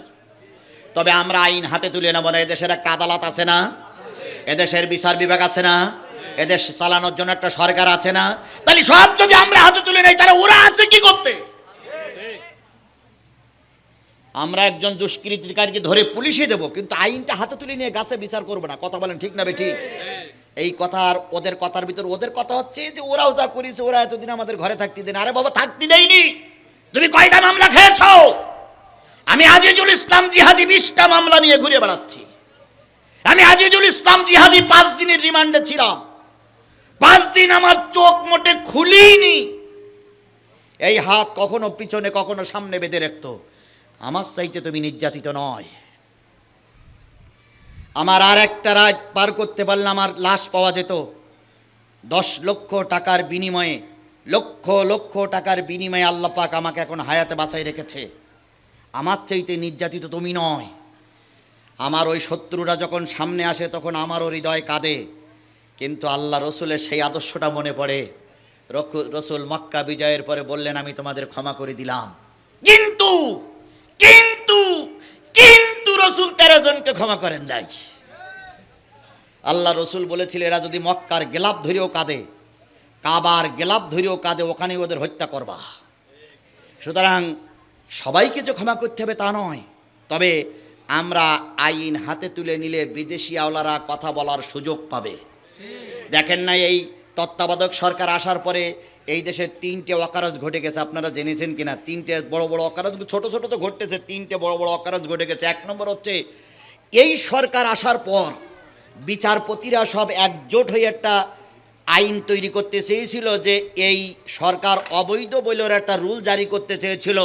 এই ছাত্র এবং জনতা জানতে পেরে সবাই উপস্থিত হলে প্রধান বিচারপতির উপস্থিত হতে দেয়নি, যার কারণে এইটা আর হয়নি। 2 নম্বরে আপনারা দেখেছেন, আনসার বাহিনী আন্দোলনের নামে দেশে একটা অশান্তি এবং অরাজকতা সৃষ্টি করতে চেয়েছিল। আর 400 কতজন লোক ধরা পড়েছে আনসারদের ভিতরে, তারা সব আওয়ামী লীগ এবং ছাত্রলীগের নেতা কর্মী। ওরা চেয়েছিল দেশটা অরাজকতা। এই গেল 2 নম্বর। আর 3 নম্বর হলো, হিন্দুদেরকে রাস্তায় নামিয়ে একটা শাহবাগ দখল করে ওখানে একটা আন্দোলন করতে চেয়েছিল। ওরা আর ময়দান ছেড়ে দেবে না। ওরা বোঝাতে চেয়েছিল যে দেশে হিন্দুদের উপরে খুব নির্যাতন অত্যাচার চলছে। এ কথার যখন আমিরে জামাত বুঝতে পারলেন, তখন ডাক্তার মোহাম্মদ শফিকুর রহমান সকল নেতাকর্মীদের বললেন, সকল মন্দির পাহারা দেওয়া আমাদের জন্য এখন ফরজ। আমাদের নেতাকর্মীরা পাহারা দেয়নি। এখানে কোনো হিন্দু ভাই থাকলে বুক ফুলেই বলতে পারবেন যে হ্যাঁ, আপনাদের নেতাকর্মীরা পাহারা দিয়েছে। আমি কিছুদিন আগে এখান থেকে বেশ আরও 7-8 দিন আগে আমি আপনার কালীগঞ্জের ওই রোডে, কালীগঞ্জ কলেজের ওই রোডে মাহফিল করে যাচ্ছিলাম। রাত তখন 12টা বাজে। আমার ওই রঘুনাথপুরীর থেকে কালীগঞ্জ পর্যন্ত আসতে দিয়ে 10 জায়গায় আমার গাড়ি ব্যারিকেড দিচ্ছে। এখানে এক জামাত ইসলামের নেতাকর্মীরা আছে, হিন্দুরা আছে, লাঠি নিয়ে দাঁড়ায় আছে। হ্যাঁ দাঁড়ান। কি ভাই, আপনারা কোথার থেকে আসতেছেন? আপনারা হিন্দুর মন্দির ভাঙতে জাননি তো? আমি মাথা বের করে দিয়ে বলছি, আসসালামু আলাইকুম। ও জিহাদি সাহেব, জিহাদি সাহেব, ছেড়ে দাও। এই আদর্শ কেবল আমরাই দেখাতে পারি। কথা বলেন ঠিক না বেঠিক? তাহলে এই বিভিন্ন ষড়যন্ত্রের মোকাবেলা করে এখন ওই সরকারটা যদি টিকে থাকতে না পারে, বিদেশি আগ্রাসন আমাদের পরে চলবে। এই জন্য ভাই, অরাজকতা নয়, শান্তির বাতাস প্রবাহিত করার জন্য এখন দরকার এই দেশটারে ঠিক রাখা। কথা বলেন ঠিক না বেঠিক? যে জিনিসটা বোঝাতে চাচ্ছিলাম সেটা হলো, যে যা দল করবেন তারই সঙ্গে তার উঠতে হবে। কথা বলেন ঠিক না বেঠিক? তবে আওয়ামী লীগের সঙ্গে আমরা উঠবো না, ওদের সঙ্গে আমরা যাব না, কারণ গত 15 বছর ওরা ক্ষমতায় ছিল, আমরা কেউ ভোট দেইনি। এই জন্য ওরা ভেস্তে গেলেও ওরা একলা একলা যাবে, আবার দোজখে গেলেও আমরা ওদের সঙ্গে ভেস্তেও যাব না, দোজখেও যাব না, কারণ আমরা তো ওদের দলে ছিলাম না। তাহলে আপনারা কি আমার সঙ্গে একমত? আল্লাহ রাব্বুল আলামিন বলতেছে, সেদিন নেতা কর্মীরা তাদেরকে অপমান অপদস্থ করবে। এই জন্য আমরা চেষ্টা করব যে দল জান্নাতি বলে মনে হয় সেই দলের সঙ্গেই থাকব, ইনশা। তবে সে দল আপনারা বেছে নেবেন। আমি যদি এখন বলি জামাত ইসলাম আল্লাহর জান্নাতি দল, তখন ওই যে কফিলউদ্দিনের মতন হয়ে যাবে না? কফিলউদ্দিন বলেছিল শেখ হাসিনা জান্নাতি, আমিও যদি বলি জামাত ইসলাম জান্নাতি, তাহলে কফিলউদ্দিনের মতন হয়। দুটি থেকে বোঝা যায় লোকটা ভালো না মন্দ। কথা বলেন ঠিক না বেঠিক? এই জন্য ভালো মন্দ বেশি যে লোকটার ভিতরে আপনি সবচেয়ে মনে করবেন কিয়ামতের দিন সর্বপ্রথম যারা জাহান্নামে যাবে তারা কারা? বেনামাজি। আর সর্বপ্রথম যারা জান্নাতে যাবে তারা কারা? নামাজি। এবার আওয়ামী লীগ, বিএনপি, জাতীয় পার্টি, জামাত ইসলাম, 4টে দলকে আমি হিসাব করার জন্য বললাম। এই 4টে দলের ভিতরে সবচেয়ে যে দলে বেশি নামাজি, আমি যেই দলের ভিতরে সবচেয়ে বেশি নামাজি, ধরে নিও ওই দলটা আল্লাহর জান্নাতি। সুতরাং কোন দলের ভিতরে বেশি নামাজি আছে আর কোন দলের ভিতরে বেশি বেনামাজি আছে ওটা আপনারাই বুঝবেন। এবার আসুন, অন্যান্য দলগুলোর ভিতরে বাংলাদেশ জামাত ইসলাম সহ অন্যান্য দলের ভিতরে যদি 90% লোক বেনামাজি হয়, তাহলে আল্লাহর ভাষায় ওই দলটি কি দল? জাহান্নামী দল। আর 90% লোক যদি নামাজি হয়, আল্লাহর ভাষায় ওই দলটা জান্নাতি দল। এই জন্য হিসাব করে নেবেন কোন দল জান্নাতি আর কোন দল জাহান্নামী। যে দলে নামাজি আছে সেই দলটারে ধরে নেবেন। 1-2 নম্বর কথা হচ্ছে, যেই দলে বেশি আলেম থাকে, কারণ সাধারণ লোক ভুল করে, আলেমেরা ভুল। আবার কিছু কিছু লোক বলে আমাদের দলে কি আলেম ছিল না? হ্যাঁ ছিল, ওলামা লীগ তো অবশ্যই ছিল, তবে ওরা হলো স্বার্থপর। এই ওলামা লীগ যদি, এই পীর মাশায়েখরা যদি আল্লামা সাঈদী নামে মামলা না দিত, তাহলে আল্লামা সাঈদীর জেলখানায় যাওয়া লাগতো না। আমাদের বাংলাদেশের একদল পীরপন্থী লোকেরা আল্লামা সাঈদীর নামে মামলা দিয়েছিল। তারা হলে বাংলাদেশের তরিকাত ফেডারেশনের লোক। এই তরিকাত ফেডারেশনের নেতা হলো নজিবুল বশর মাঝভান্ডারী। উনি সর্বপ্রথম আল্লামা সাঈদীর বিরুদ্ধে মামলা দিয়েছিল। উনি বলেছিলেন আল্লামা সাঈদী ধর্মের অপব্যাখ্যা করে। আর এই কথা শুনে বর্তমান সরকার তারে ধরলো, আর ওরাই ধর্মের ভালো ব্যাখ্যা করে। ওদের একটা গান আমার মুখস্থ আছে, সেটা একটু ছোট্ট একটু কথা বলি। ওদের একটা বক্তব্য ছিল, আমার মরণ কালে ঢোলবাসি বাজাইও তরিকার ভাই, মরণ কালে ঢোলবাসি বাজাইও। কালেমা কালাম ভাই, কোনো কিছুর দরকার নাই। কালেমা কালাম ভাই, কোনো কিছুর দরকার নাই। গরু ছাগলের গুণগীতি গাইও তরিকার ভাই, মরণ কালে ঢোল বাঁশি বাজাইও। পানি গড় গড়াইয়া পুড়তাছে, বাবা আমায় ডাকতাছে, আয়ের মানিক আমার বুকে আয়। বুকের ভিতর আছে প্রাণ, তার ভিতরে মেশিন গান, ভান্ডারি বাবা আমায় পাগল বানাইছে সে সে। পানির ভিতর আগুন জ্বলে, পানির ভিতর আগুন জ্বলে, ঝড় বাতাসে নেবে না। খাজা বাবার মুরিদি হইলে নামাজে রোজা লাগে না। খাজা বাবার মুরিদি হইলে নামাজে রোজা লাগে না। আল্লাহ পাক বলতে, ইয়া আইয়ুহাল্লাযীনা আমানু ইন্না কাসীরাম মিনাল আহবারি ওয়ার রহবান লা ইয়াকুলুনা আমওয়ালান নাসি বিল বাতিল। হে ঈমানদারেরা, তোমাদের ভিতর থেকে একদল হুজুর আছে আর একদল পীর সাহেব আছে। এরা মানুষের মালগুলো অন্যায়ভাবে খাচ্ছে। ওয়া সুদ্দুন আন সাবিলিল্লাহ। এই হুজুর আর এই পীরিরা দিন কায়েমের বিরোধী। এরকম হুজুর, এরকম পীর আমার সমাজে আছে না নাই? আরো জোরে বলতে হবে, আছে না নাই? যদি সব টুপিওয়ালাগুলো যদি কোরআনের পক্ষে নামতো, আল্লাহর কসম আল্লামা সাঈদীর জেলখানায় পুশ করে মেরে দিতে পারত না। আল্লামা সাঈদীকে মৃত্যুবরণ করেছে না তার মেরে দেওয়া হয়েছে? আরো জোরে বলেন, সে কি সাধারণ মারা গেছে না তার মেরে দেওয়া হয়েছে? গোটা পৃথিবীর সব লোক জানে তারে মেরে দেওয়া হয়েছে। আল্লামা সাঈদী যখন হাসপাতাল থেকে বেরিয়ে আসলেন, কি সুন্দর হাসি, আহা! যখন তিনি অ্যাম্বুলেন্স থেকে নামলেন, পুলিশের ঘাড়ে হাত দিয়ে জাতির সামনে দাঁড়িয়ে কি সুন্দর মিষ্টি হাসি দিলেন। দেখে মনে হলো একটা জান্নাতি মানুষ জান্নাত থেকে গাড়ির ভিতর দিয়ে নামতেছে। জাতি খুশি হলো, হাসপাতালে ভর্তি করা হলো। 7টার পরে তার চিকিৎসার কথা বলে তার কাগজ একটা সই করে নিল। কাগজে সই করায় সেখানে লেখা ছিল, হুজুর আপনি লিখে দেন, আপনি অসুস্থ, তাই চিকিৎসার জন্য হাসপাতালে যাওয়া লাগবে। আল্লামা সাঈদী তখন বললেন, আমি তো অসুস্থ নই, আমি তো অসুস্থ নই, আমি তো অসুস্থ নই। কয় হুজুর কোনো কথা নেই, লিখে দেন। আল্লামা সাঈদী লিখেছিলেন কিনা আমি ওটা জানি না। এরপর আল্লামা সাঈদী যখন জেলখানার থেকে বেরিয়ে আসলেন, জেলখানার থেকে গাড়িতে ওঠার সাথে সাথে তার যে বিছানাপত্র সব গোছানো হয়ে গেল, সেখান থেকে তার সিটটা সরানো হয়ে গেল। সেই সময় নাসার ওই হাসপাতালের ডাক্তারেরা বুঝেছিল আল্লামা সাঈদীর বের করা হচ্ছে, আর এখানে ঢুকানো হবে না। এরপরে যখন তার চিকিৎসা শুরু হবে, আল্লামা সাঈদী বলেছিলেন, আপনাদের মতন ডাক্তাররা তো চিকিৎসা করবেন, কিন্তু আমার প্রাইভেট ডাক্তার একজন থাকা লাগবে। ওরা শুনিনি। বলেছিলেন আমার পরিবারের একজন থাকবে, তাও শুনিনি। এরপরে ওনার চিকিৎসা চলছিল, ঘুমের ওষুধ খাওয়াই ওনাকে সবাই রেখেছিলেন। হঠাৎ করে একজন ডাক্তার আসলেন, 3জন ডাক্তার আসলেন। একজন ডাক্তারের কাছে একটা ওষুধের শিশি ছিল, সেই শিশির গায়ে কোনো নেম প্লেট ছিল না। একটা সিলিঞ্চি নিয়ে এসে ওই ওষুধের শিশির ভিতরে এসে সিলিঞ্চিটা ঢুকিয়ে দিয়ে যখন আল্লামা সাঈদীর নাভির উপরে যখন ইঞ্জেকশন দিতে গিয়েছিলেন, আল্লামা সাঈদী তখন একবার একটু চোখ মেলে তাকায় আল্লাহ বলে শব্দ করেছিলেন। এরপর আল্লামা সাঈদী আর কোনো কথা বলতে পারেন নাই, ওই এক ইঞ্জেকশনে মারা গেল। তার মানে বোঝা গেল বিশ্ববরেণ্য আলেমে দ্বীন 18 কোটি নয় 200 কোটি মুসলমানদের হৃদয়ের স্পন্দন, গোটা পৃথিবীর পরিচিত মুখ, বিশ্বনন্দিত মুফাসসির কোরআন সবিক মারা যায়নি, তারে এই জালেমেরা পরিকল্পিতভাবেই মেরে দিয়েছে। আল্লামা সাঈদী তুমি মরুনি, শহীদি হয়েছ তুমি এটাই জানি। আল্লামা সাঈদী তুমি মরুনি, শহীদি হয়েছ তুমি এটাই জানি।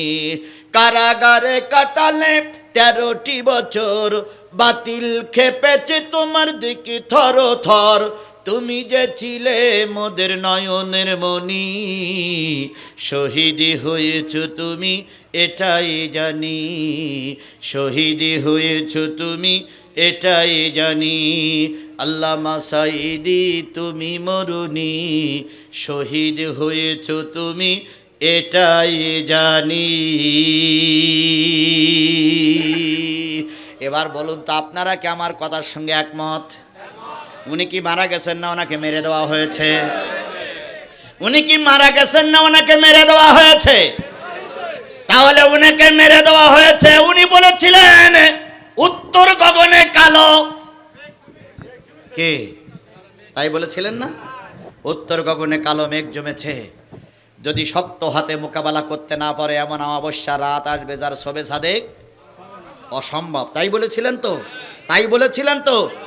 তার কথাটা কি 100% কাজে লেগেছে? লেগেছে। শক্তভাবে মোকাবেলা না করা পর্যন্ত এর মোকাবেলা করা যায়নি। তার জ্বলন্ত প্রমাণ আমরা বাংলাদেশ জামাত ইসলামের নেতাকর্মী যারা আছে, বিএনপি সহ সমমনা দলগুলো অনেক দিন চেষ্টা করেছে, কিন্তু ময়দান ক্লিয়ার করতে পারিনি। হয় মামলা খেতে হয়েছে, নয় লাশ পড়তে হয়েছে। কিন্তু ছাত্ররা কোথার থেকে আল্লাহ পাক ওদের বের করে দিলেন। প্রথম দিন 100 লাশ পড়লো। 100 লাশ যখনই পড়লো তখন ওদের বেগ কমেছে না বেড়েছে? ওদের বেগ আরো বাড়লো। দ্বিতীয় দিন 200-300 লাশ পড়লো, ওদের বেগ আরো বাড়লো। শেষ পর্যন্ত ওদের আন্দোলনের মুখে এই বিশ্ব সন্ত্রাসী, এই বিশ্ব জঙ্গি গোষ্ঠীর দল বাংলাদেশ আওয়ামী লীগের নেতা তার নেতা কর্মীদের পিছনে ফেলাই রেখে, বিপদে ফেলাই রেখে একা একা লেজ গুটাই নিয়ে কুকুরের মতন পালাই যেতে বাধ্য হয়েছে। আল্লামা সাঈদী বলেছিলেন আমরা মৌলবাদী নই, আমরা হলাম কোরআনবাদী, ইসলামবাদী। কথা বলেন ঠিক না ঠিক? আর তোমরা হলে আমাদের যারা মৌলবাদী বলো, তোমরা সব আগাবাদী, তোমরা থাকবে আগায়। উনি যখন কথা বলেছিলেন তখন 12 কোটি লোক, উনি বলেছিলেন 12 কোটি মানুষ গাছের গোড়া ধরে নাড়া দেবে, মামুর বাড়ি দিয়ে পড়বা, আর কিয়ামতের আগে সুযোগ পাবা না। ওনার কথাটা 100 সত্য হয়েছে। কি কায়দায় বলতেন, আমাদের নেত্রী বিশ্ব নেত্রী। আমেরিকা আমাদের সম্মান জানায়, বিশ্ব ব্যাংক আমাদের সেলুট জানায়, জাপান জার্মান আমাদের পক্ষে আছে। ও দুলা ভাই, তারা গেল কই? সবাই শেখ হাসিনার পাশের থেকে সরে গেছে। কথা বলেন ঠিক না ঠিক? আর মাত্র 15 দিন না 16 দিন ভারতে থাকার সুযোগ আছে এই এই এই এই এই এই ফাসিস্ট হাসিনার। ইতিমধ্যে মোদি বলে দিয়েছে যে আপনি যে কোনো কায়দা আমার দেশ ছাড়েন, যে কোনো কায়দা আমার দেশ ছাড়েন। উনি এখন বলতেছে জামাই বাবু যাব কনে, জামাই বাবু। এত সাপোর্ট, এত প্রেম প্রীতি, এখন কেউ পাশে নেই। কথা বলে ঠিক না ঠিক? এর নাম শিক্ষা। যখন বিপদে পড়ো তখন আপন লোক পাশে থাকে না, এর নাম শিক্ষা। এখন কেউ পাশে থাকতেছে না। কথা বলেন ঠিক না ঠিক? বোনটা ওখানে ছিল, ওখান থেকে চলে গেছে। ছেলে এক জায়গায়, মেয়ে এক জায়গায়, নাতিপুতি এক জায়গায়, উনি এখন একা একা ফান্দে পড়িয়া বগা কান্দে রে। আল্লাহ পাক বলতেছে এই সমস্ত দলের লোকেরা এ সমাজে অপমানিত হবে, সে কিয়ামতের দিন সেখানেও তারা কি হবে? সুতরাং অপমানিত অপদস্থ দলের ভিতরে আমরা থাকবো না। কোরআন হাদিস যারা চর্চা করে মেনে চলে তাদের কাছে আমরা থাকবো ইনশাআল্লাহ। সেটা যে দলেই হোক আমরা সেই দলে সাপোর্ট করব ইনশাআল্লাহ। জিহাদি ওই বিপদের সময়ে মুখ বন্ধ করে থাকিনি। আপনারা দেখেছেন আমার মঞ্চে গুলি হয়েছে, দেখেছেন আপনারা? তারপরে আমাকে চারিদিক থেকে ঘেরাও করে ফেলেছে। তার জ্বলন্ত প্রমাণ আপনাদের এই ময়দান। আমি যখন এখান থেকে নামলাম, পুলিশ ওই জায়গায় দাঁড়িয়েছে, যে কজন লোক দাঁড়িয়েছে ওইখানে দাঁড়িয়েছে সাদা পোশাক পরা।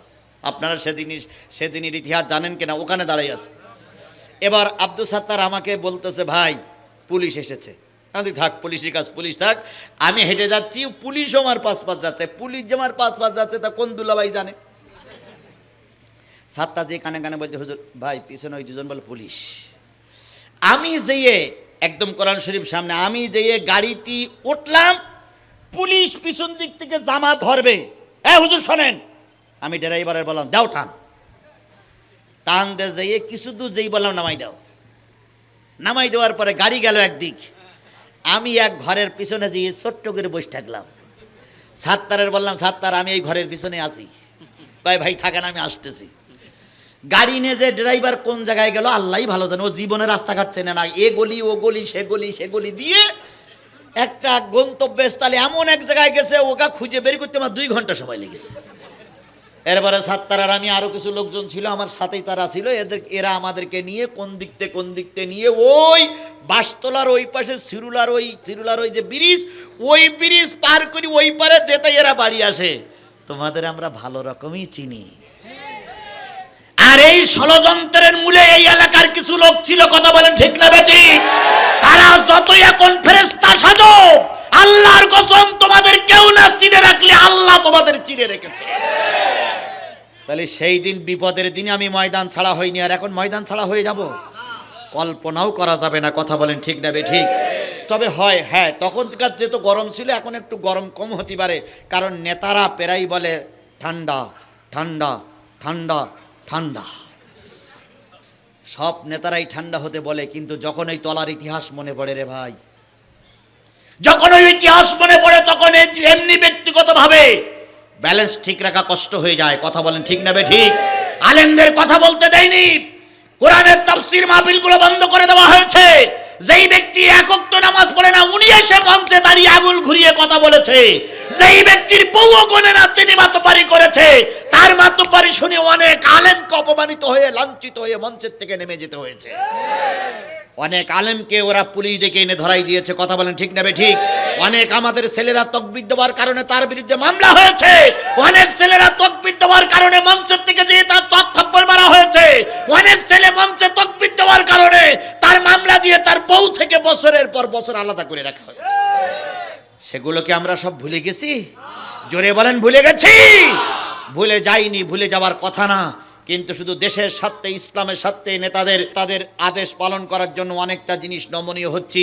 এর মানে এই না আমরা আগে ছিলাম যা তাই নেই। আল্লাহর কসম, আগে যা ছিলাম তাই আছি, ভবিষ্যতেও তাই থাকবো। শুধু কর্তব্যের খাতিরে একটু কিছু পরিবর্তন করতে হচ্ছে। আল্লাহ আমাদের বোঝার তৌফিক দান করুক, সকলে বলুন আমিন। দ্বিতীয় আয়াতে চলে যায়, ইন্নাল্লাযীনা ক্বালু রাব্বুনাল্লাহ। প্রথম আয়াত আল্লাহ কাফেরদের শাস্তির কথা বললেন, দ্বিতীয় আয়াতে আপনাদের মতন লোকের জন্য সুসংবাদ। এবার আসতেছে সুসংবাদ। আগে এতক্ষণ দিলাম কি সংবাদ? দুঃসংবাদ। এইবার আসতেছে সুসংবাদ। কি সুসংবাদ? যারা মামলা খেয়েছেন, যারা ঘর ছেড়েছেন, যারা এতদিনে যারা অঙ্গহানি হয়েছে, যারা লাশ হয়েছে, যারা শহীদ হয়েছে, তাদের জন্য সুসংবাদ। সেটা হলো ইন্নাল্লাযীনা ক্বালু রাব্বুনাল্লাহ, নিশ্চয়ই যারা বলে আমার রব আল্লাহ, সুম্মাস্তাকামু, এই কথা শুধু মুখে বলে না, এই কথার পরে কি থাকে? অটল থাকে, প্রতিষ্ঠিত থাকে। যতই মেঘবালা আসুক, যতই ঝড় বৃষ্টি আসুক, যতই মামলা আসুক, হামলা আসুক, এরা আল্লাহর পথ থেকে দূরে সরে যায় না। লা তাখাফু ওয়া লা তাহজান, তাদের জন্য কোনো ভয় নাই, তাদের জন্য কোনো চিন্তা নাই। ও আবশিরু বিল জান্নাতিল্লাতি, তাদের মৃত্যুর পর পরেই জান্নাতের সুসংবাদ দিয়েছেন আল্লাহ। তাহলে আমরা বিগত 15-17টা বছর ইসলামের পক্ষে ছিলাম। কোরআনের এই আয়াত দ্বারা বোঝা যায় আল্লাহ আমাদের জন্য জান্নাতের সুসংবাদ নিয়ে অপেক্ষা করতেছে। কথা বলেন ঠিক না বেঠিক? এখন পরীক্ষা ছাড়া বোঝা যায় না ছাত্র ভালো না খারাপ। এই বিগত 17টা বছর 15টা বছর রাজনৈতিক দলের নেতারা যেমন অটো পাস করেছে, আমাদের ছাত্র ছাত্রীরাও অটো পাস করেছে। যে জীবনেও ভালো বাংলা লিখতে পারে না, সে এসএসসিতে এ গ্রেড পেয়েছে। ও ভাই, কথা কি ঠিক বললাম না বেঠিক বললাম? ইংরেজিতে ভালো করে নাম লিখতে পারে না, সে গোল্ডেন পেয়েছে। হাই রে হাই, তো জিজ্ঞেস করা হচ্ছে তুই তো ভালো করে লিখতে পারিস না। আমি লিখতে পারিনি তাই দোষ হয়ে যাচ্ছে। ওই চেয়ারম্যান যে ভোট দেয়নি, তো ও পাস করলো কি করে? তাহলে চেয়ারম্যান ভোট ছাড়া পাস, ছাত্র লেখাপড়া ছাড়াই পাস। এগুলোর নাম কি পাস? Auto pass. এখন বলুন তো, জান্নাতে যেতে গেলে অটো পাস করে জান্নাতে যাবেন না পরীক্ষা দিয়ে জান্নাতে যাবেন? যারা ভালো ছাত্র তারা পরীক্ষা দেখলে ভয়, আর যারা খারাপ ছাত্র তারা শুধু চিন্তা করে আল্লাহ কালকের থেকে পরীক্ষা শুরু, কালকে সকালবেলা যেন হেডমাস্টারের বউটা মারা যায়। হেডমাস্টারের বউ মারা গেলে পরীক্ষা কি হবে? আরে বাপরে বাপ, সেই ফাঁকে আমি ক্লাসে উঠবো। আওয়ামী লীগ যারা করত তাদের টার্গেট ছিল আমার প্রতিদ্বন্দ্বী কেউ যেন ভোটে না দাঁড়ায়। কথা ঠিক না বেঠিক? যদি কেউ দাঁড়াতো রাতের অন্ধকারে অস্ত্র ঠাকাই বলতো হয় দাঁড়াবি, নাই বোরখাল খালি গর্ব, বাধ্য হয়ে বলতে বাবা রে বাবা ভিক্ষার দরকার নেই, কুকুর। এইবারে দেখা গেল একক প্রার্থী হয়ে বিপুল ভোটে পাশ করিয়া গিয়াছে। আবার শেষে আসলো কি? নিজের দল দুই ভাগ, সভাপতি নৌকা, সেক্রেটারি মোটরসাইকেল। একই দলের দুইজন। একজন হলো আওয়ামী লীগের সভাপতি, তিনি দাঁড়াইছেন নৌকা নৌকা নৌকা, আর এরা বলে হুন্ডা হুন্ডা হুন্ডা। দুটোই এক লাইনের লোক। কথা বলেন ঠিক না ঠিক? এরপরে পাশ করার পরে বলতেছে এবার গণতন্ত্রের জয় হয়েছে। হাই রে গণতন্ত্র, একই দল, একই প্লেয়ার, একই মাঠ, একই খেলোয়াড়, একই রেফারি, একই পুরস্কার, একই সব। তারপরে বলে বিশাল খেলা, গণতন্ত্রের জয় জয় জয়। কথা কি খুব বাড়াই বলতেছি আমি? আরে ভাই কথা কি বাড়াই বলতেছি। কালীগঞ্জের পাইলট হাই স্কুলের সামনে খেলা হবে। শ্যামনগরের পার্টি আর কলরুয়ার পার্টি, দুই পার্টির খেলা হবে। গোটা কালীগঞ্জ থানায় মাইকিং হয়েছে। আবাহনীর প্লেয়ারদের সমন্বয়ে গঠিত কলরুয়া টাইগার্স ক্লাব, এদিক বলতেছে মোহামেডানের সমন্বয়ে গঠিত শ্যামনগর সুন্দরবন ক্লাব। দুই ক্লাবের মহা খেলা। 50 টাকা টিকিট। টিকিটের বিনিময়ে আমরা সব খেলা দেখতে গেছি। যেয়ে দেখি কলরুয়ার পার্টি নাই। আছে কোন পার্টি? শ্যামনগরের পার্টি। এখন শোনেন, শ্যামনগরের পার্টি। এখন কর্তৃপক্ষ চিন্তা করছে, এখন যদি খেলা না খেলি তাহলে তো টাকা ফেরত দেওয়া লাগে। এখন এই দুই পার্টি ভাগ বাটারা করে খেলেছে। এই এক পার্টি ভাগ বাটারা করে, কমিটির সঙ্গে ভাগ বাটারা করে খেলেছে। এখন শ্যামনগরের 11 জন, প্রত্যেকটা প্লেয়ার 11 রান করে গোল দিয়েছে। কারণ এরা তো প্রস্তুত না, আনফিট। এরা ওদের কাছে পারেনি, 11 রান গোল দিয়ে বাড়ি গেছে। তো যে সবচেয়ে খারাপ খেলে, জীবনেও কোনোদিন মাঠে গোল দিতে পারিনি, সে 11 রান গোল দিয়ে বাড়ি গেছে। বাড়ি যেয়ে রাতের বেলায় স্ত্রীর বলতেছে, আমারও চেনো। স্ত্রী বলতেছে, কি তুমি এত খুশি খুশি ভাবকে? তো বলতে, আজকে 11 রান গোল দিয়েছি। স্ত্রী তখন বলতেছে, তুমি তো সবসময় গোল খাও, কোনো দিন একখানে গোল দিতে পারোনি। তুমি যতবার ভোটে দাঁড়াইছো সববারই তুমি ফেল। তুমি মেম্বারে জামানত বাতিল, চেয়ারম্যানে জামানত বাতিল, এখন এমপি কয় আমার চেনো চেনো চেনো, বিপুল ভোটে পাস করেছি। তো স্ত্রী বলতে, তুমি তো শুধু গোল খাও, আজকে গোল দিলে কেন? ওই যে পার্টি খেলতে এসেছিল ও পার্টিকে দুর্বল। নেতা তখন মাথা নিচু করে বলতেন, না রে গিন্নি, যাদের সঙ্গে খেলা করার কথা ছিল তারা আসেনি। তো স্ত্রী বলতে, তাহলে 11 রান দিলে কেন? 110 রান দিতে পারোনি। আমার কথা কি আপনারা বোঝেন? আচ্ছা, এরপরে যদি না বোঝেন তো আমি বুঝবো কি করে? আমার তো ধারণা এসতেছে না। বুঝলে তো বোঝো, না বুঝলে তো কচু। এরপরে আর বুঝনের শক্তি আল্লাহ আমার আর দেয়নি। এরপরে বুঝতে গেলে আল্লাহ আমার সাইদিন নিয়ে আসা লাগবে।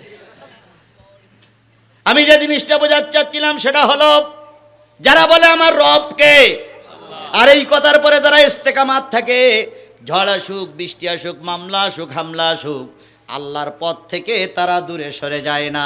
আল্লাহ ঘোষণা দিলেন তাদের জন্য কিসের ঘোষণা? জান্নাতের ঘোষণা। এই জন্য কবি সুন্দর করে বলতেছেন, যাদের হৃদয় আছে আল্লাহর ভয়, তারা কভু পথ ভুলে যায় না। যাদের হৃদয় আছে আল্লাহর ভয়, তারা কভু পথ ভুলে যায় না। আল্লাহর প্রেম ছাড়া এই দুনিয়ায় কারো কাছে কোনো কিছু চায় না। রাতের আধারে যারা সেজদাতে রয়, দু চোখের অশ্রুতে নদী যেন বয়। ছলনার হাত ছানি যতই আসুক, ছলনার হাত ছানি যতই আসুক, পিছনে ফিরেও তাকায় না। যাদের হৃদয় আছে আল্লাহর ভয়, তারা কভু পথ ভুলে যায় না। আল্লামা সাইদি মৃত্যুর আগ পর্যন্ত দারুণ কষ্ট করে গেল, তবু আল্লামা সাইদিকে তারা পথভ্রষ্ট করতে, আরো জোরে বলেন, পথভ্রষ্ট করতে পারেনি। ইসলামী আন্দোলনের নেতা কর্মীরা আয়না ঘরে বছরের পর বছর সবাই কাটিয়েছে, তবুও তারা পদচ্যুত হয়ে মৃত্যুবরণ করেনি। আর আমার দেশের কিছু হুজুরিরা বলেছিল, আপনি হলেন কওমি জননী। কি বলেছিল না? আপনি হলেন কওমি জননী। আবার উনি আর কবিলউদ্দিন বলেছিলেন, আপনি আমাদের জান্নাতি মা। ও মা, কি বলিনি? এখন তারাই আবার টুপি মাথায় দিয়ে বলতেছে সেদিন কথাটা বললা ঠিক হয়নি। আল্লাহ এই জাতির থেকে আমাদের হেফাজত করুক, সকলে বলুন আমিন। এবার আসুন, ইমানদার বললেই ইমানদার হওয়া যায় না, ইমানদার হতে গেলে পরীক্ষা দেওয়া লাগে, কথা বলেন। ইব্রাহিম আলাইহিস সালাম ইমানের দাবি করেছিলেন, পরীক্ষা দেওয়া লেগেছিল না লাগেনি? কি পরীক্ষা? 40টা দিন ন্যাংটা করে কাপড় চোপড় খুলে হাত পা বেঁধে উলঙ্গ করে অগ্নিকুণ্ডের ভিতরে পুড়তে হয়েছিল।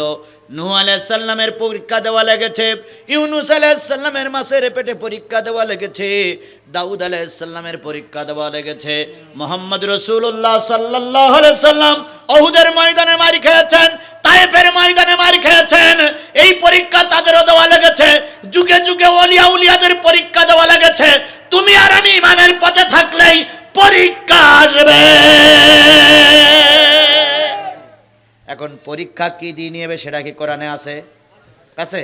আল্লাহ বলতেছেন ওয়ালা নাবলুওয়ান্নাকুম বিশাইইম মিনাল খাউফি ওয়াল জু ওয়া নাকসিম মিনাল আমওয়ালি ওয়াল আনফুসি ওয়াত সামারাত ওয়া বাশশিরিস সাবিরিন। আমি অবশ্যই তোমাদের পরীক্ষা নেব কি দিয়ে? ভয় দিয়ে। কথা বলেন কেন, কি সমস্যা আমার বলেন? কি দিয়ে পরীক্ষা নেবে? কিসের ভয়? এই মুসলমান কথা বলেন, কিসের ভয়? আল্লাহর ভয়। আল্লাহর ভয় আমাদের দিলে ছিল কিনা জানি না, তবে আমাদের দিলে সবচেয়ে বড় ভয় ছিল পুলিশের ভয়। অনেক মসজিদে আজান হয়নি। কথা কি বাড়াই বললাম? কথা কি বাড়াই বললাম? এরকম সময় আমাদের পার করতে হয়েছে, কথা বলেন ঠিক নেবে ঠিক। আল্লাহ রাব্বুল আলামিন তাই বলতে তোমাদের পরীক্ষা নেব ভয় দিয়ে। এখন ভয় আমাদের ছিল, আল্লাহ পাক সেই ভয়টা আমাদের কাটিয়ে দিয়েছে। আল্লাহ অন্তত আমাদের আর যাই করুক, এই ভয় থেকে আল্লাহ আমাদের এখন আপাতত শান্তিতে রেখেছে। এই একটার শুকরিয়া আদায় করার জন্য যদি 100 সিজদা করি, একটার শুকরিয়া আদায় করে শেষ করা যাবে না। এই জন্য আল্লাহ রাব্বুল আলামিন বললেন আমি তোমাদের পরীক্ষা নেব কি দিয়ে? ওয়ালজুব, না খেয়ে থাকবা। বন্ধুগণ, না খাওয়ার যে কত কষ্ট। যারা জেলখানায় ছিলেন, জেলখানায় ছিলেন কারা কারা একটু হাত তোলা যাবে কি? আপনারা বীর পুরুষ, হাত তুলতে কোনো সমস্যা নেই। জেলখানায় যারা ছিলেন তারাই জানেন জেলখানার কি যে কষ্ট। বাইরে রাতের অন্ধকারে রাতের বেলায় যখন খেতে দিত, জেলখানার ছিল ভকম। কি বলেন তো? ভকম। ভকম বলো ভালো জিনিস, কিন্তু আমরা নাম দিছি ভকম। ভকম মানে হলো লাউ, মূলো, তারপরে কলা, তারপরে বিভিন্ন জিনিস এক জায়গায় পড়ে ওই কি বলে ঘন্ট করতো। নাতিতো তাকে ঝাল, নাতিতো তাকে তেল, এইভাবে ঘন্ট করা ওই ভকম যখন মুখের কাছে এনে দিত, বিশ্বাস করুন কোরআন শরীফ সামনে গালের ভিতরে দিলি নাড়ি ভুড়িগুলো সব বেরিয়ে আসতে চাইতো। তারপর ওইগুলো খাইতে হয়েছে। আমি চোর নয়, আমি খুনি নয়, আমি ডাকাত নয়। আমার একমাত্র কাজ, একমাত্র দোষ, আমি কোরআনের পক্ষে কথা বলি। তাহলে তুমি যদি কোরআনের পক্ষে কথা বলো, তোমাকে জেলখানার ভকম খেতে হবে, তোমাকে না খেয়ে থাকতে হবে। কোন অপরাধ করিনি তবু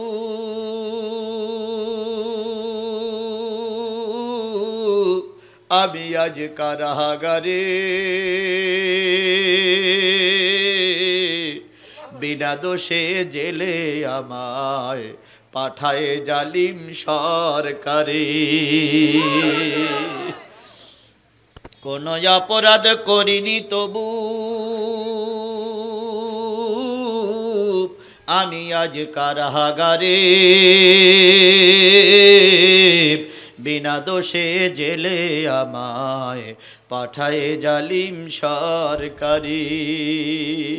কান্দিসি নামায় আমার মতো হাজার সোনার ছেলে, বন্দি আছে জেলখানাতে দিনের সব কাজ ফেলে। যেই দেশেতে বিচার সে তা বলবো এসব কারে, বিনা দোষে জেলে আমায় পাঠায় জালিম সরকারি।